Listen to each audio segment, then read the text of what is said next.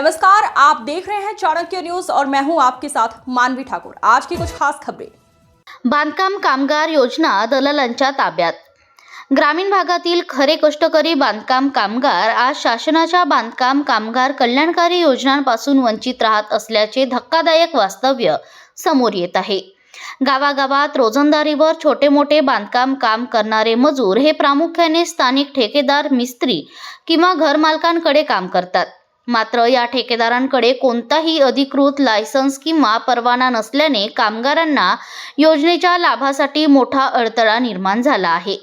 शासनाच्या बांधकाम कामगार नोंदणी प्रक्रियेत कामगार ज्या ठेकेदाराकडे काम करतो तो लायसन्सधारक असणे आवश्यक असल्याची अट घालण्यात आली आहे। जर ठेकेदार लायसन्सधारक नसेल तर त्या कामगाराने ग्रामसेवक किंवा संबंधित अधिकाऱ्याचे प्रमाणपत्र जोडणे बंधनकारक आहे।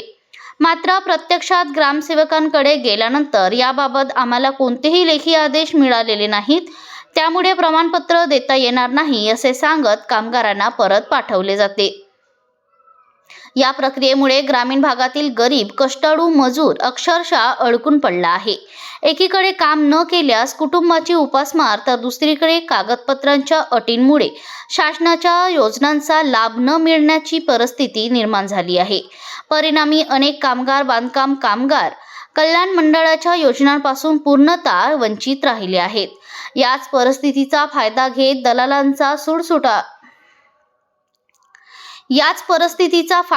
दलालांचा सुळसुळाट झाला असून कामगारांकडून 1,500 ते 2,000 रुपये घेऊन बोगस कागदपत्रांच्या आधारे नोंदणी करून दिली जात असल्याचे प्रकार उघडकीस येत आहेत। गरिबीमुळे आणि अज्ञानामुळे कामगार नाईलाजाने दलालांकडे पैसे देत असून ही सरळ आर्थिक पिळवणूक ठरत आहे। ग्रामीण भागातील बांधकाम कामगार हे प्रत्यक्षात रस्ते, घरे, शाळा, अंगणवाडी, शासकीय इमारती उभारण्याचे काम करतात, तरीही त्यांच्याच हक्काच्या योजनांसाठी त्यांना भीक मागावी लागते, हे अत्यंत दुर्दैवी आहे। शासनाच्या उद्देशाला हरताळ फासणारी ही प्रक्रिया तात्काळ सुलभ करण्यात यावी अशी मागणी आता जोर धरू लागली आहे। ग्रामसेवकांना स्पष्ट आदेश, पर्यायी प्रमाणपत्रांची सोपी पद्धत